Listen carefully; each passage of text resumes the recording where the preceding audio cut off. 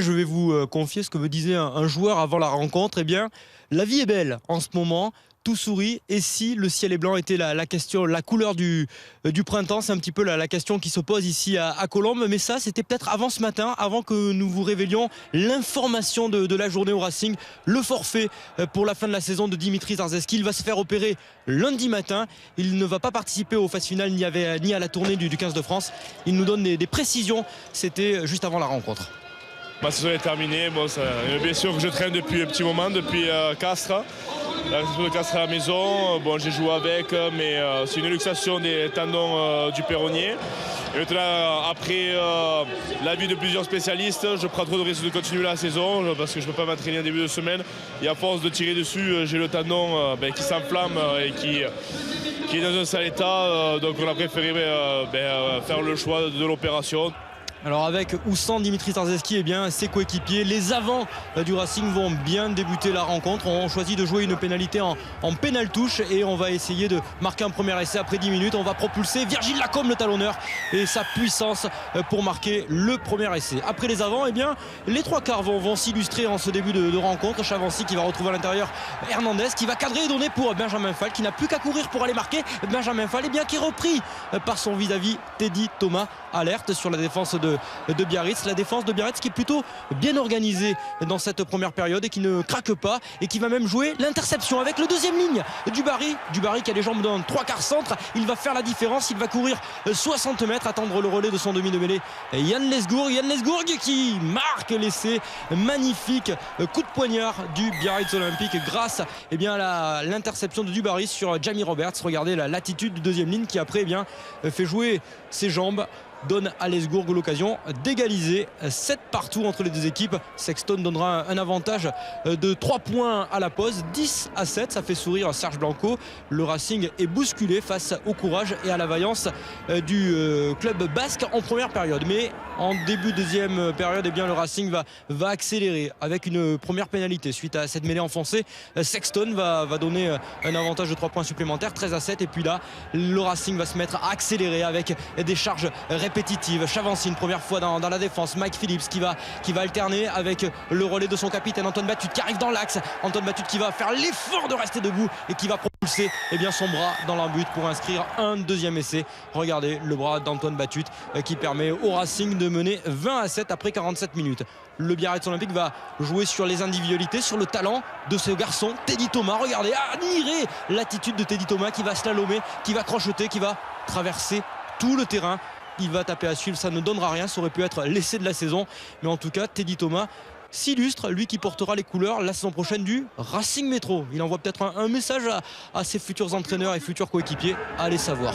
La mêlée du Racing fonctionne plutôt bien. À ce moment du match, Biarritz est en infériorité numérique, alors on va appuyer là où ça fait mal, dans l'axe avec Cronieux, le Sud-Africain, qui inscrit un troisième essai. Le Racing est en train de matraquer son adversaire et de faire littéralement la différence dans ce match. 25-7 après 56 minutes. Biarritz est vraiment acculé dans son camp, n'arrive pas à sortir de ses 22 mètres et va profiter d'un rebond favorable. Dumoulin qui vient de rentrer va avoir un boulevard devant lui. Il préfère faire jouer sur Imhoff qui marque là un quatrième essai. L'essai qui à ce moment du match offre un point de bonus offensif virtuel au Racing. On peut apprécier l'attitude de Dumoulin qui a fait jouer son coéquipier. Une frayeur toutefois dans ce ciel et blanc, c'est la blessure de Sexton qui se fait prendre à retardement par Jiménez. Plus de peur que de mal pour l'ouvreur irlandais qui laissera quand même ses coéquipiers. Mais il va bien ce soir. Un dernier ballon porté. On avait commencé par un essai sur ballon porté. Est-ce que la boucle va être bouclée pour le Racing Métro ? C'est la question de ces 5 dernières minutes avec Virgile Lacombe qui a le ballon dans les mains et qui va, comme en début de match, conclure avec ce ballon porté. Lacombe qui aplatit. Il est là, le 5e essai du Racing Métro qui va s'imposer 37-7. Une démonstration notamment en deuxième période. Difficile soirée pour Dimitri Ashvili et pour le Biarritz Olympique, mais mission accomplie pour Dan Lidient et Wenceslas Loré. Ce soir on a voulu rendre hommage à Henri Chavancy pour son 150e match. On lui a remis en maillot et certains ont vu une remise de bouclier. Voilà, ça mûrit déjà depuis des semaines, voire des mois. À un moment donné, il fallait prendre une décision. Voilà, je suis fatigué, mon corps est fatigué, mon genou est fatigué, donc à un moment donné, plutôt qu'un qu'insister. J'ai écouté mon corps et la décision a été prise. Voilà, pour l'instant, j'ai aucun regret là-dessus. Je suis soulagé. Et mon objectif maintenant, c'est de bien finir la saison parce qu'il reste des matchs à jouer, notamment notre dernier match à Aguilera la semaine prochaine. J'espère que ce sera une belle fête.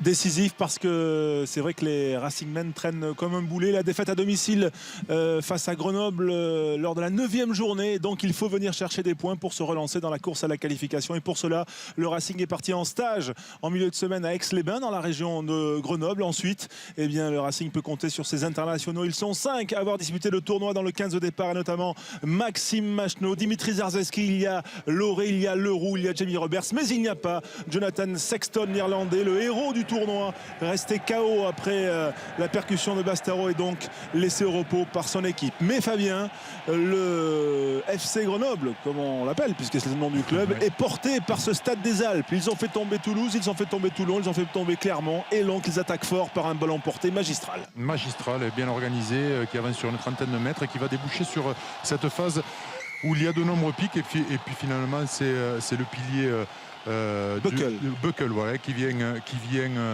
conclure par cet essai une entame magnifique de la part des Grenoblois.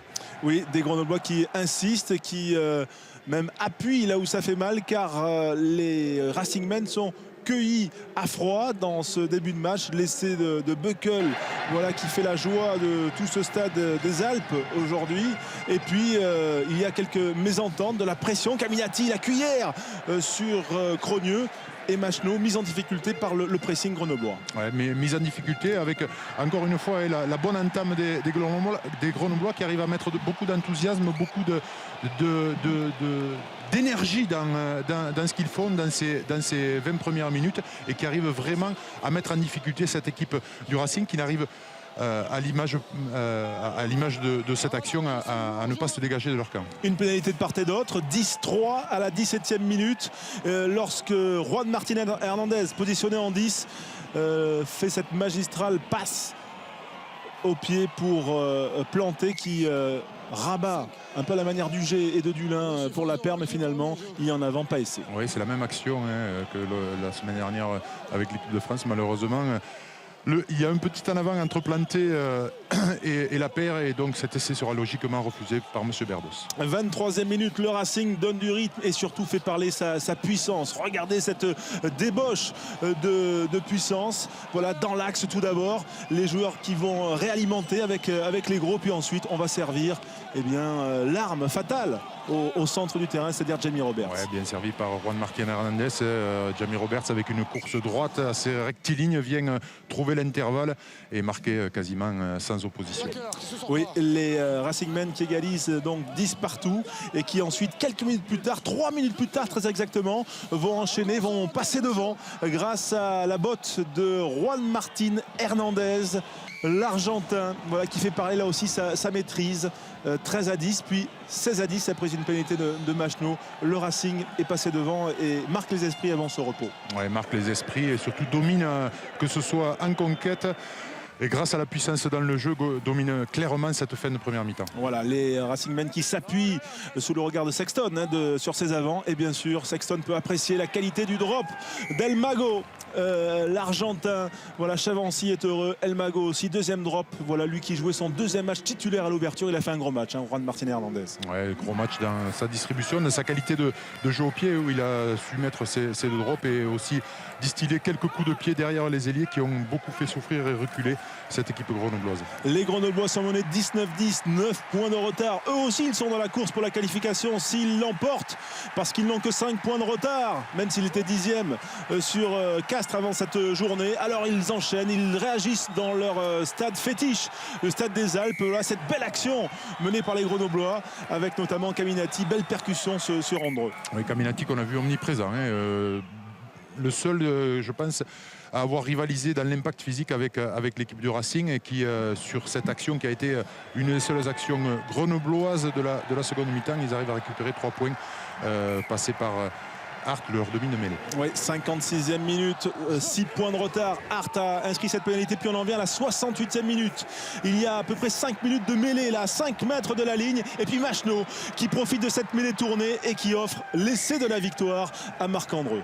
Oui, un essai qui vient récompenser la domination des Racingmen sur l'ensemble de la partie, avec Machenaud qui arrive à se défaire de son vis-à-vis, à fixer Caminati pour servir Andreu qui n'a plus qu'à aller aplatir et sceller le sort du match.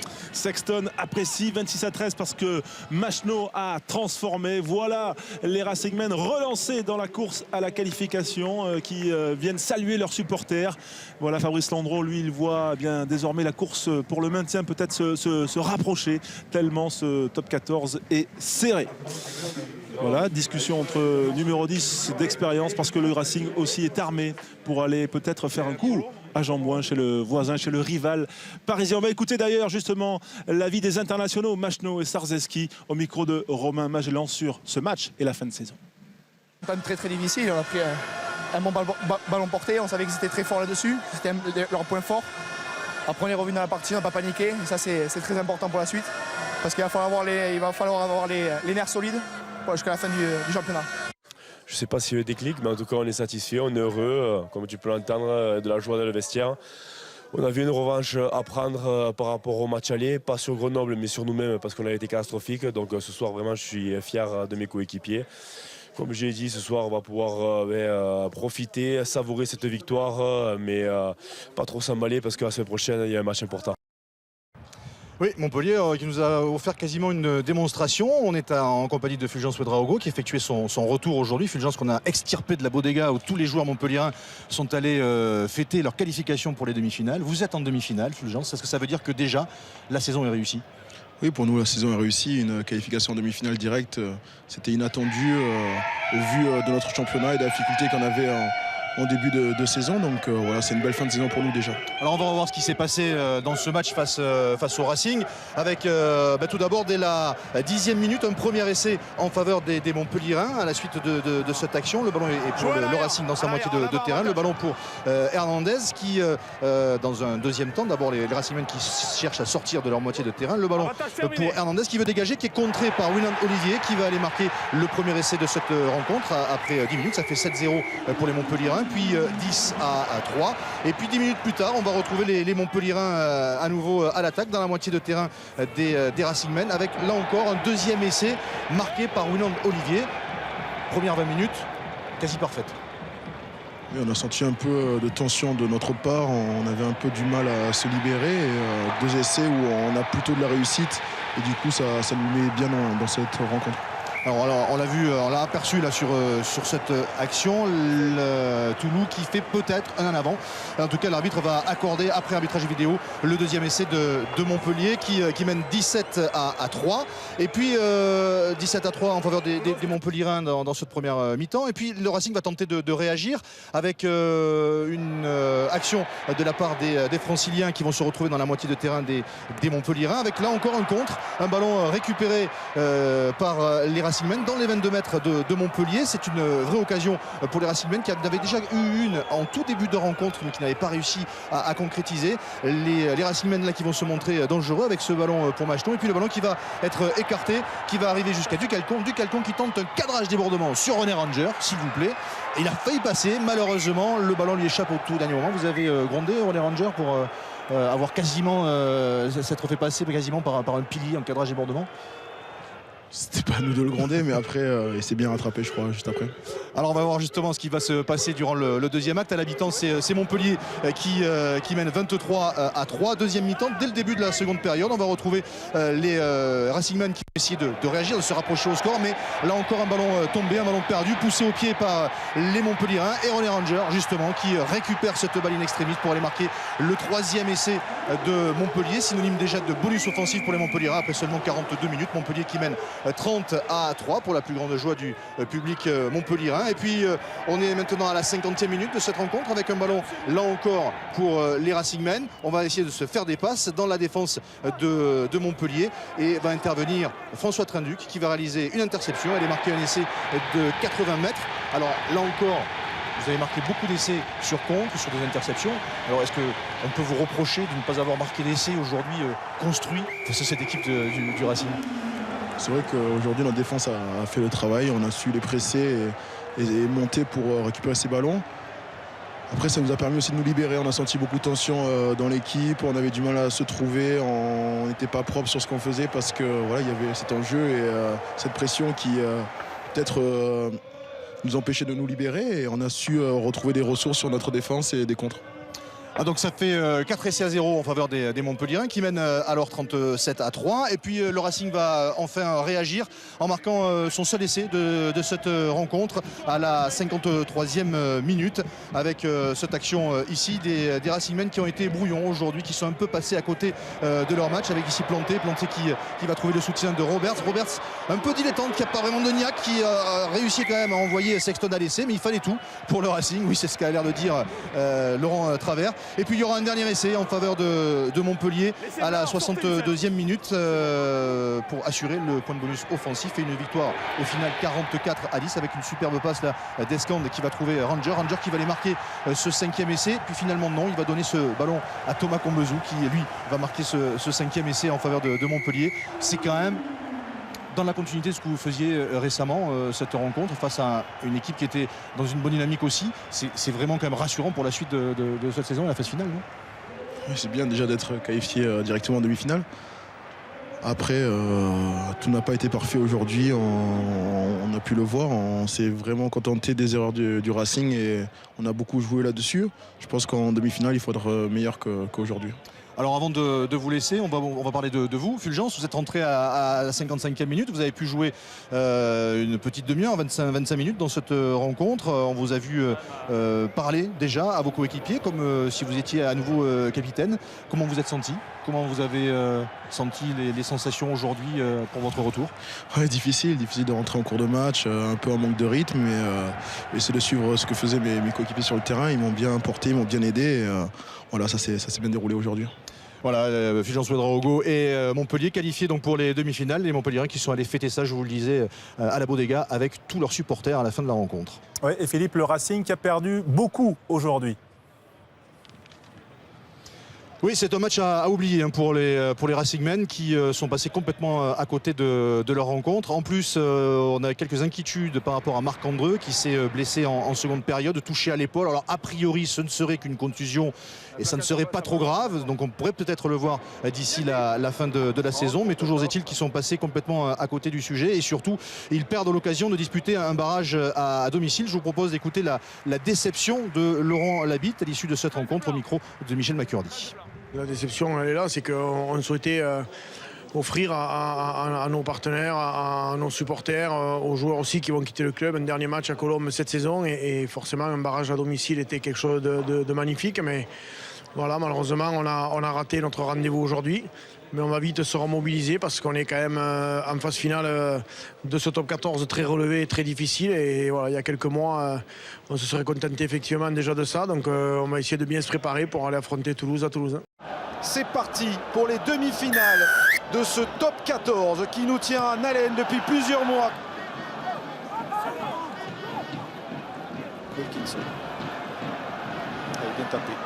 Il y aura la pression sur Hernandez qui monte bien au ballon, mais aussitôt attendu par Dylan Armitage. Le ballon n'est pas sorti en touche. Attention à ce ballon qui traîne, qui va être récupéré par un dribbling de Bryan Habana qui ne le contrôle pas. Sauvetage in extremis. Non, c'est pas terminé. Matt Guito qui arrive, qui marque. Matt Guito qui a détendu le bras pour aplatir. Est-ce le premier essai de cette demi-finale qui serait d'une certaine manière ce que l'on appelle un essai casquette? Sur une chandelle qui est captée, regardez la bonne pression de Armitage sur Juan Martín Hernandez, le ballon qui est relâché dans un second temps, Habana qui traîne, qui parvient à taper dans ce ballon, qui reste sur le terrain. Et regardez l'arbitre de touche qui tend son drapeau pour signaler la faute et l'avantage qui est laissé, et Guito qui marque. On la voit là, le coup d'épaule est assez net, il empêche Habana de venir jouer ce ballon. Matt Guito, la bonne nouvelle pour les Français, c'est qu'il n'est plus sélectionné à l'équipe d'Australie, donc il ne les ennuiera pas au mois de juin lors de cette tournée. Coup de pied très tendu qui va passer impeccablement entre les poteaux. Contré ce coup de pied. Va-t-il revenir dans des mains du Racing? On a un petit peu bousculé sans le ballon et c'est Leroux, Bernard Leroux qui est agrippé par Smith. Machenou avec Cronieux qui essaye de se lancer, mais il est refoulé par Fernandez Lobé. Grosse intensité dans les zones d'affrontement en ce début de demi-finale. Et faute. Une entrée sur le côté.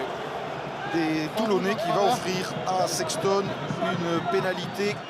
Il en a passé 4 de plus de 40 mètres à Toulouse. Et cette première pénalité va aussi passer entre les perches. C'est important moralement pour les Racingmen qui réduisent le score.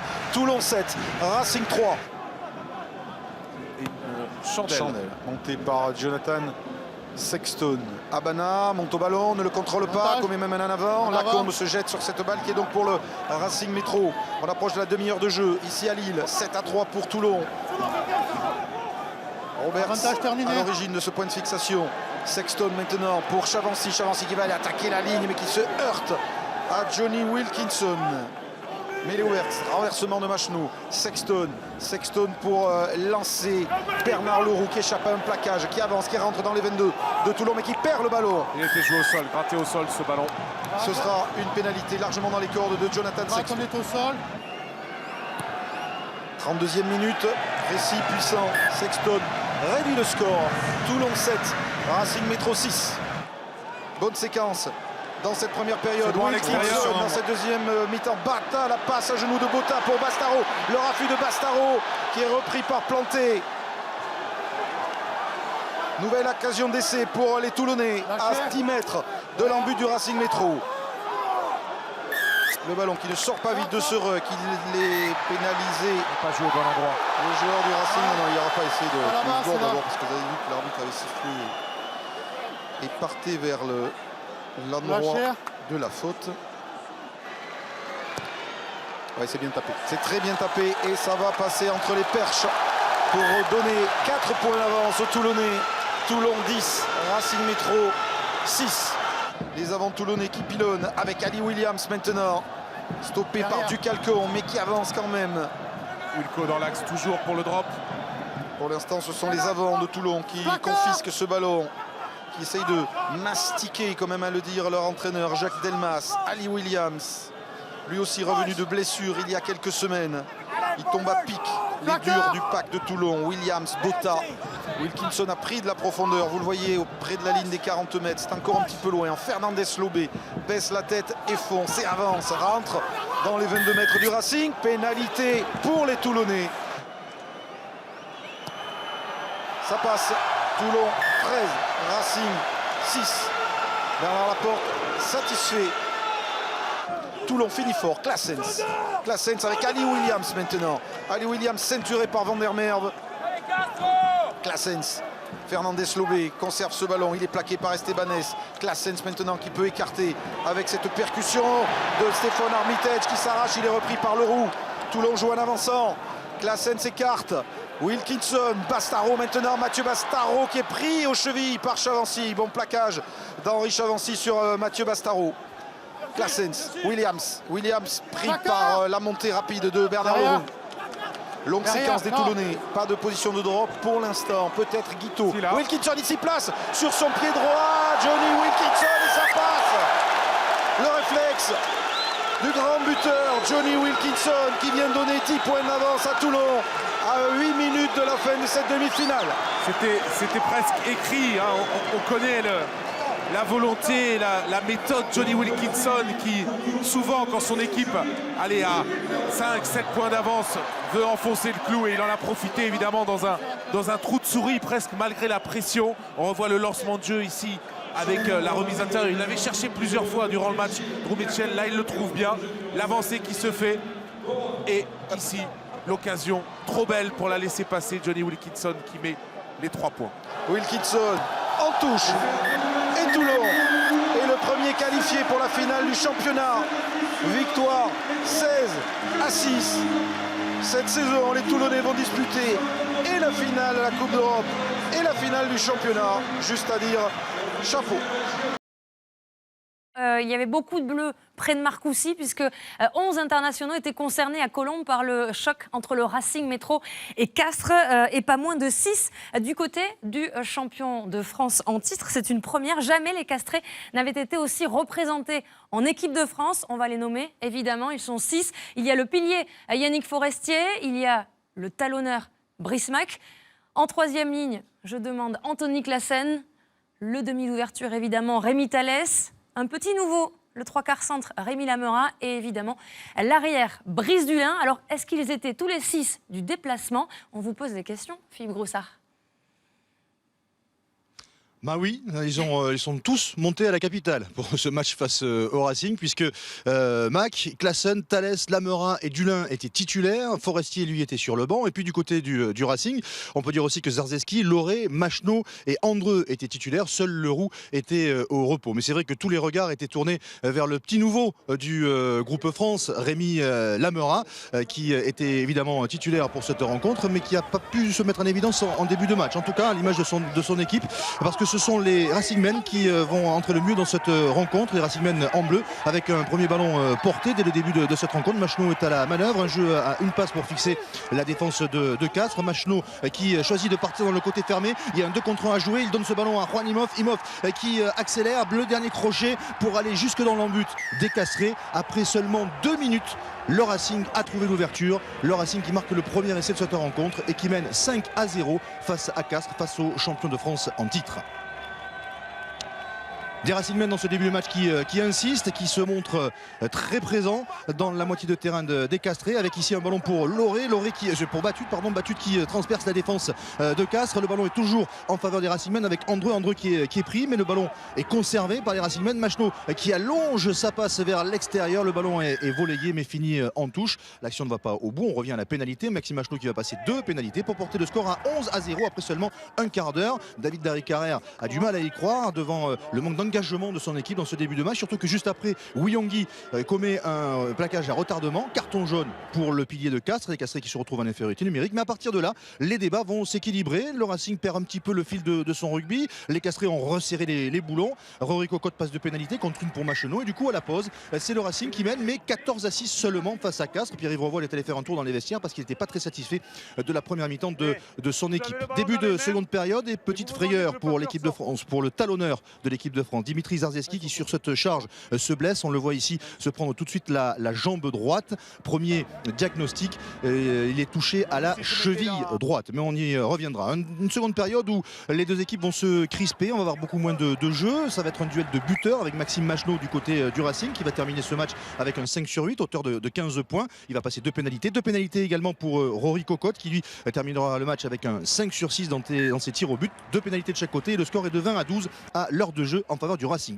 Les Castrés qui sont toujours dans le match à 8 longueurs seulement et qui se disent qu'il y a peut-être un coup à jouer avec un ballon ici pour Grosso dans les 22 mètres du Racing. Grosso qui est stoppé, mais le ballon est conservé par les Castrés, ballon qui tarde à sortir. Cocotte qui va aller chercher ce ballon pour le donner à Thalès. Thalès la passe au pied pour son ailier Palis qui volaille à l'intérieur pour Dulin qui ne réussit pas à contrôler ce ballon. Occasion ratée par les Castrés. On revient à la pénalité en faveur de Castres, pénalité réussie par Rory Cocotte, et Castres qui revient à 5 longueurs du Racing. Le Racing qui ne mène plus que 20-15 à un quart d'heure de la fin et qui revient donc les Castrés qui reviennent dans le point de bonus défensif. Réaction des Parisiens, des Franciliens dans cette fin de rencontre. On est dans une action qui dure depuis déjà plus d'une minute. Les Racingmen qui maîtrisent le ballon, qui multiplient les temps de jeu, avec ici Andreu qui reste debout, qui attend le soutien de ses partenaires. Le ballon est toujours en faveur du Racing. Machenaud qui va extraire ce ballon, qui part dans le fermé, retour intérieur sur Juan Imhoff, le crochet de Juan Imhoff qui va aller jusque dans l'embut de Castres pour marquer le 2e essai du Racing dans ce match. Le Racing qui s'échappe au score pour mener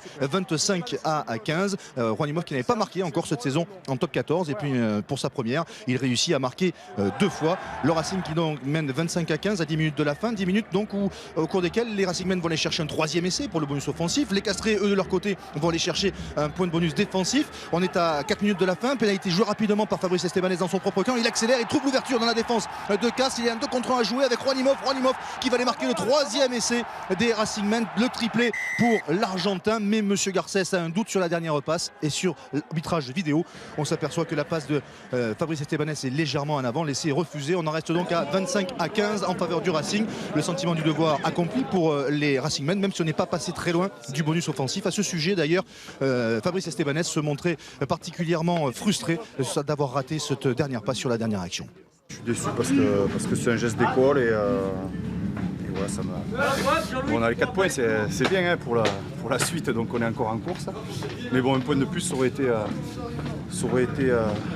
correct, ça aurait été par rapport à notre prestation et surtout pour la prestation de nos gros qui ont relevé le défi face au gros pack castré.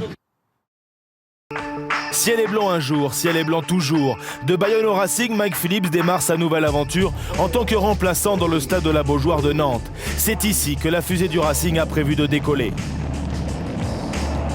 Mais pour le lancement, les voilà confrontés aux Harlequins de Londres. Les Anglais au maillot bariolé ont beau avoir perdu leurs 2 premiers matchs, ce ne sont pas des guignols. Une première occasion signée Danny Kerr rappelle le Racing à l'ordre. Un premier avertissement sans frais dans une partie dominée par les Anglais. Témoin, cette nouvelle attaque au large, où les 3/4 des Queens sont finalement contrés. Benjamin Fall, plutôt inspiré, sonne la révolte. Double jeu au pied pour une première initiative francilienne, stoppée sur l'embut adverse. Au quart d'heure de jeu, le Racing fait encore illusion. On fait des séquences quand même intéressantes, on a bien démarré le match, mais on ne concrétise jamais, on ne veut même pas se procurer une pénalité. La première pénalité qu'on a dans leur camp, c'est à 40 mètres en fin de première mi-temps. Ni ballon, ni occasion. Les Racing Men sont logiquement punis à la 19e minute. Au terme d'une longue séquence, Nick Evans s'infiltre dans les lignes adverses. L'ouvreur au 16 cap chez les All Blacks rappelle à tous son talent. Premier essai transformé, 7-0. Le Racing a déjà l'aiguille dans le rouge. On ne pensait pas que déjà ça allait aller aussi vite. On savait que ça allait vite, mais là, on a essayé de retarder un peu les ballons en se consommant un peu trop et du coup, ils ont su profiter par rapport à ça. On était trop resserré autour du ballon, on n'a pas trop levé les têtes et ouais, peut-être aussi on a manqué de lucidité, un peu trop dans le rouge en ce début de match. Tant ils ont conservé le ballon, tant ils avaient la possession de balle et nous on courait derrière eux. Pris dans tous les secteurs, les Franciliens sont déjà distancés, les points s'égrènent. Nick Evans porte la marque à 10-0.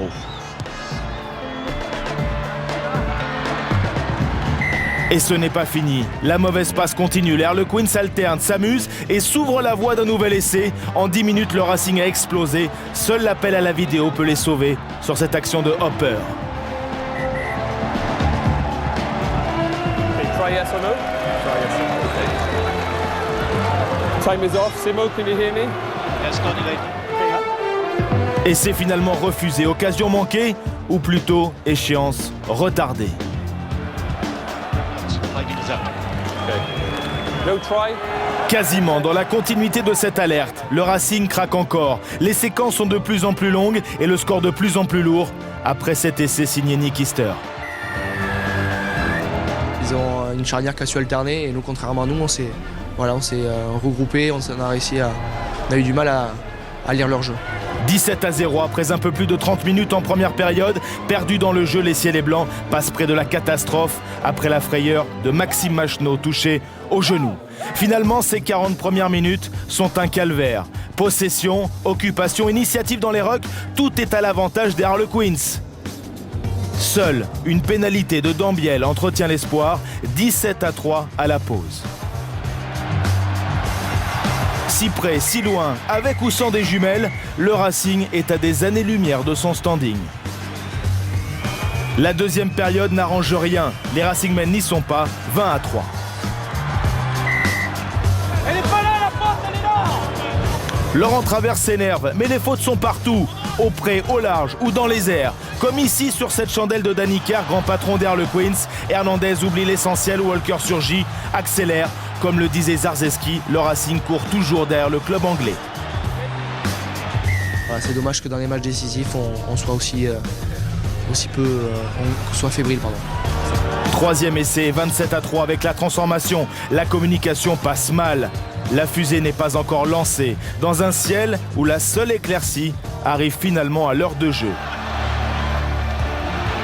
En force, autour de Bernard Leroux. Les Racingmen concrétisent l'une des trop rares occasions. Un sursaut d'orgueil qui porte la marque à 27-8.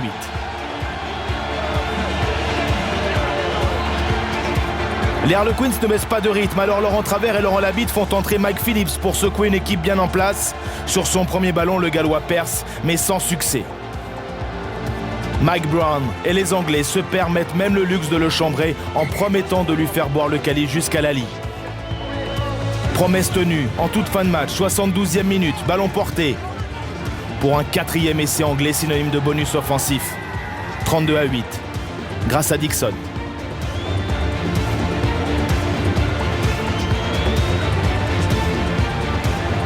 On n'est pas une grande équipe, ça. Pour se qualifier en quart de finale, il faut être une grande équipe. On va essayer de le montrer par la suite, mais en tout cas ce soir, on n'a pas été une grande équipe. Vu la poule, ça va être compliqué de se qualifier, mais en tout cas, on ne va rien lâcher. On va essayer de relever le challenge. Les Racingmen n'ont pas existé. Plus qu'une défaite, ce revers ressemble à un crash.